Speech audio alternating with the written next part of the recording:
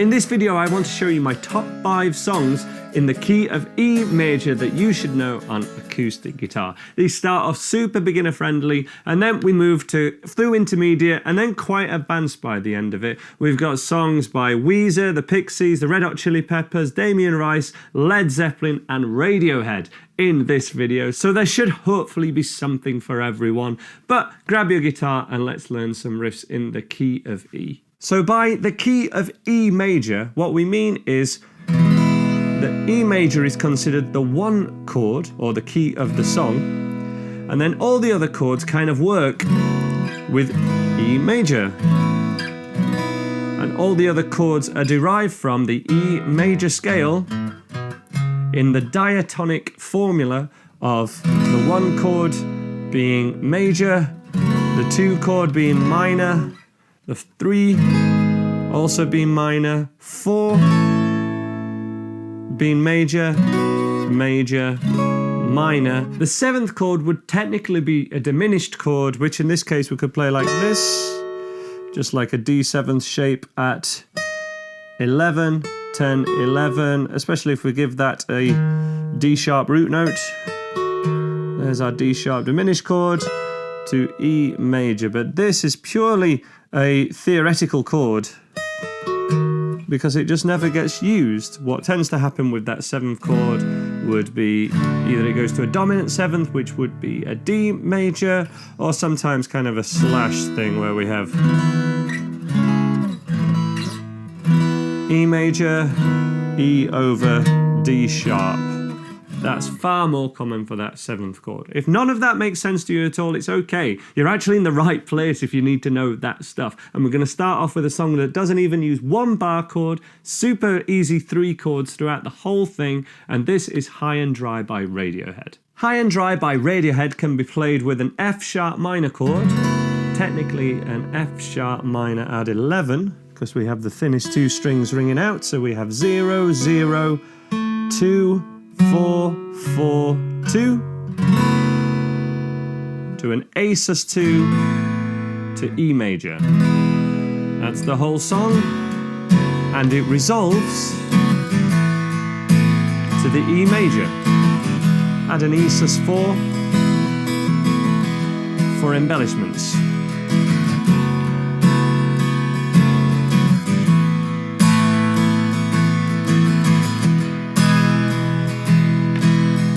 And the lead part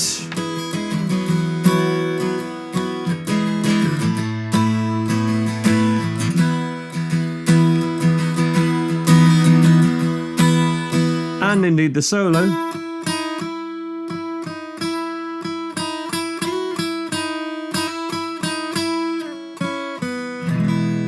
are well worth learning because they're in the key of E major, and learning this will be able to make all the rest of the songs we cover in this video kind of make sense because they're all singing from the same hymn sheet. They all use diatonic chords in the key of E for their chord progression and for the lead lines.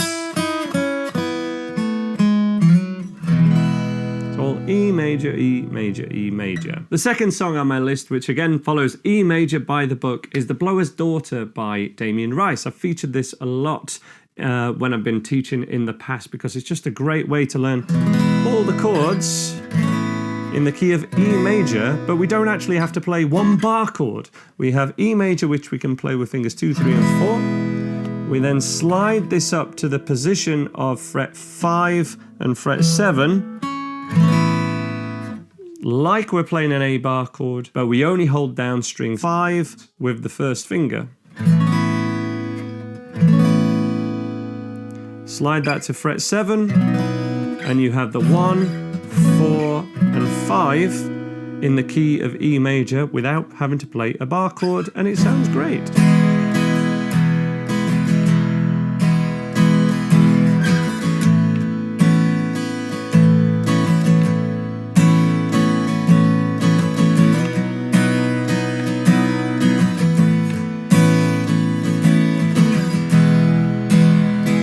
The only other chord in the verse is a C sharp minor, which we can play like this, which rather than being a major like this would need that middle finger, as you can hear, because it sounds out of key, it sounds horrible. It needs to be at 9, 11, 11, 9, 0, 0. The chorus as well steps through A, G sharp minor, F sharp minor, and E major.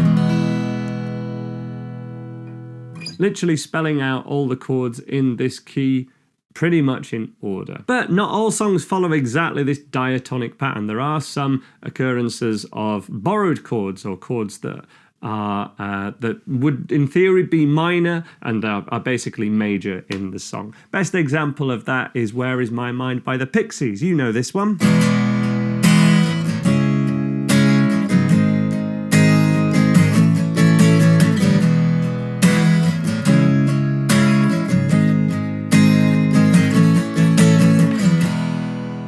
By everything I've just said about diatonic chords, this chord, the G sharp, should be minor, but in this song it's major because it's a borrowed chord, and the Pixies decided that sounded better than going straight for the minor, which is more strict to music theory. So it just goes to show, when we're learning theory, we should borrow what songs actually do, rather than just stick to what the book tells us, really. But notice that straight away it goes from a chord from a borrowed key to the 4 chord, just the A major in the key of E, to the 1. So it goes from a borrowed chord straight back to a 4 to a 1. The lead line as well.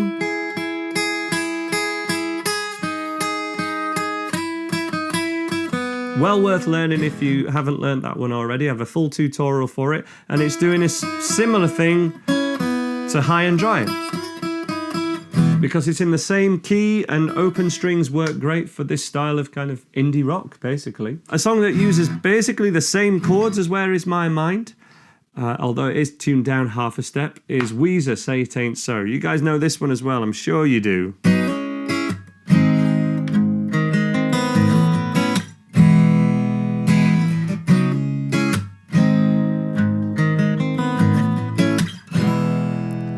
The coolest riff to learn because it mixes these bar chords with single strings, but also an open string. So it's using there the same trick as Damien Rice.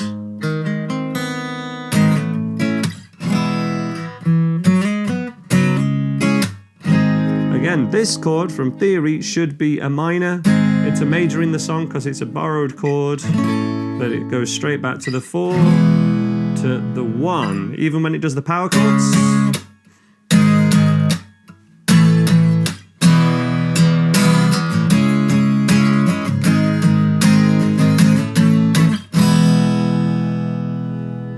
That takes us up to an intermediate level. A song in the key of E major that moves a little bit more advanced, kind of, I have to say it's around a grade 5 song, would be Under the Bridge by the Red Hot Chili Peppers. You know this one, it's iconic, but can you play it? And did you know it was in the key of E major when we're doing the chords for the verses and the chorus?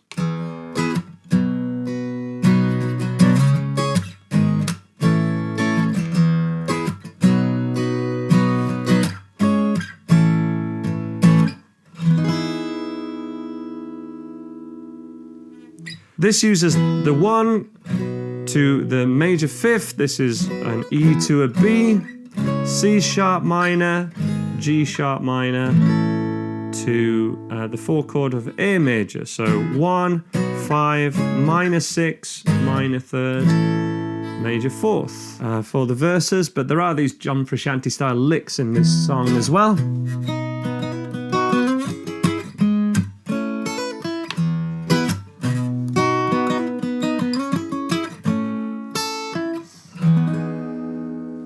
And that's where we start to, rather than play the bar chord like this, play it with a thumb over the top, mute string 5, just play a triad on top of the root note, so we can do a hammer on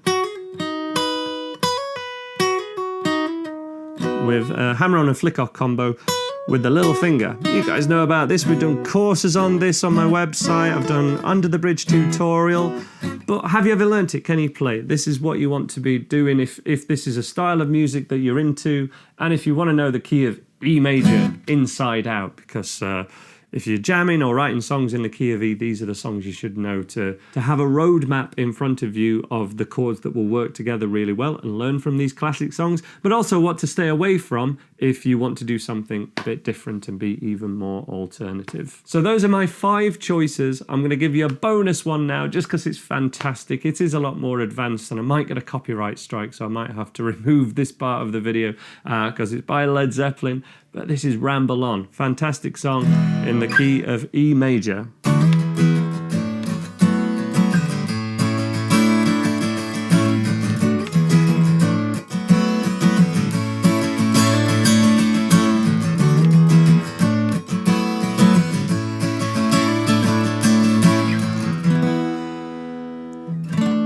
This chord shape, definitely worth learning. And it's doing a similar thing to the John Frusciante style, with the open A ringing out.